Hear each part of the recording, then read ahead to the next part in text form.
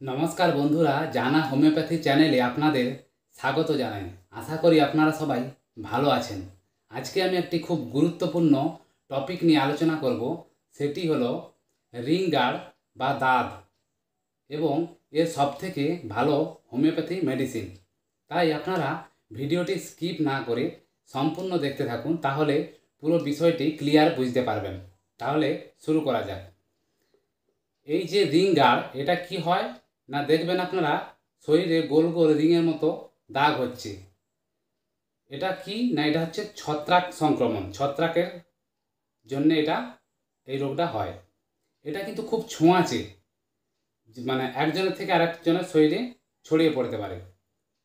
কিন্তু হোমিওপ্যাথিতে সব থেকে এর ট্রিটমেন্ট খুব ভালো। এই রোগটিকে পুরোপুরি নির্মূল করা সম্ভব। এবার আসি এর জন্য কি কি হোমিওপ্যাথি মেডিসিন ইউজ করা যাবে। আমি প্রথমে সংক্ষেপে বলে দিচ্ছি, তারপর আমি এই ওষুধগুলো ডেসক্রাইব করে পুরোপুরি বর্ণনা করব। ঠিক আছে, তাহলে শুরু করা যাক। কি না, এর সবথেকে ভালো ভালো homeopathy medicine: sepia, tellurium, sulphur, antimonium crudum, silicea এবং মেজেরিয়াম। এবার আমি এগুলো বর্ণনা করছি। প্রথমে সেপিয়া কারা ব্যবহার করবেন? সেপিয়া হচ্ছে সবথেকে ভালো ওষুধ এই দাঁতের জন্যে। এটা কারা ব্যবহার করতে পারেন? মূলত যাদের দেখবেন এটা কীরকম হয় না, যাদের শরীরে কোনো স্মেল আসবে না, ঠিক আছে, গন্ধ হবে না আর খুব ঘাম দেবে, তারা এটা ব্যবহার করতে পারেন। এটা কি হয়, শরীরের যে কোনো অংশে এটা হতে পারে, তবে সবথেকে এটা বেশি মূলত কার্যকারী যদি আপনার এই হাঁটুর যে ভাঁজ এখানের মধ্যে, অথবা এই যে হাতের কনুই, এই ভাঁজগুলো, এই সব জায়গার জন্য সবথেকে এটি ভালো মেডিসিন।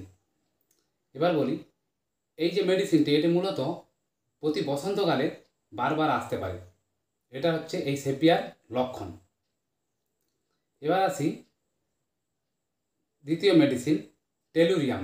টেলুরিয়ামের কাজ কি না, এর কি না, প্রতিটা যে দাঁত হবে, দাঁত একটা হবে না, সিঙ্গেল হবে না, পরপর পরপর গায়ে গায়ে গায়ে গায়ে লেগে থাকবে এবং এটা বড় আকার ধারণ করে। এটা হচ্ছে কাজ টেলুরিয়ামের।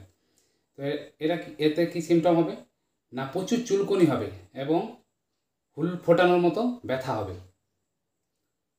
এই মানে চুলকুনিটা দিন এবং রাতে যে কোনো সময় হতে পারে। আবার ঠান্ডা বাতাসে এটা খুব বেড়ে যায়। তো এর ডোজটা আপনারা কীভাবে খাবেন না, প্রতিটা মেডিসিনের 30 পোটেন্সিতে আপনারা 2বার করে সারাদিনে খাবেন। এবার আসি সালফার। সালফার কীভাবে ইউজ করবেন, কীরকম পেশেন্ট? সালফারের পেশেন্টদেরও খুব চুলকুনি এবং জ্বালা জ্বালা এরকম সিমটম থাকবে। এটা মূলত আবার রাতে বেড়ে যায় এই চুলকুনিটা। এবার আসি অ্যান্টিমোনিয়াম ক্রুডাম।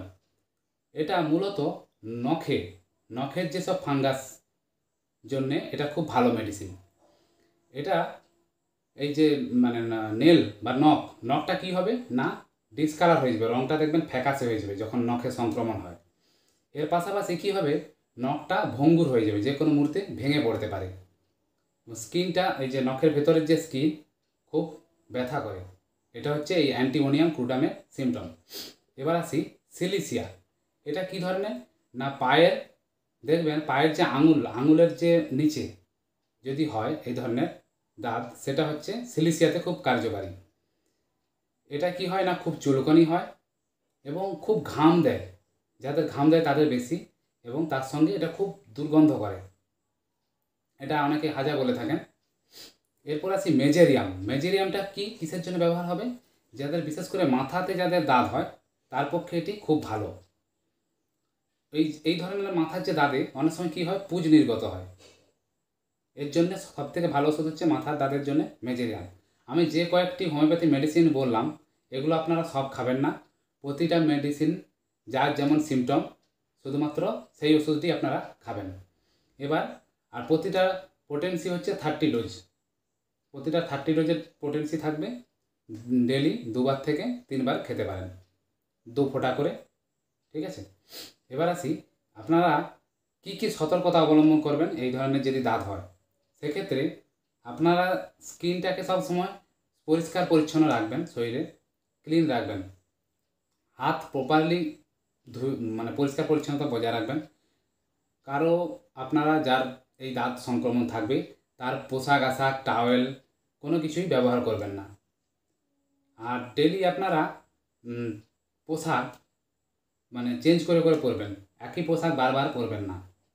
আর চেষ্টা করবেন সবসময় ঢিলেঢালা পোশাক পরতে, টাইট পোশাক পরবেন না। আশা করি বন্ধুরা ভিডিওটি বুঝতে পারলেন। যদি ভালো লেগে থাকে প্লিজ সাবস্ক্রাইব করে দেবেন। ধন্যবাদ বন্ধুরা।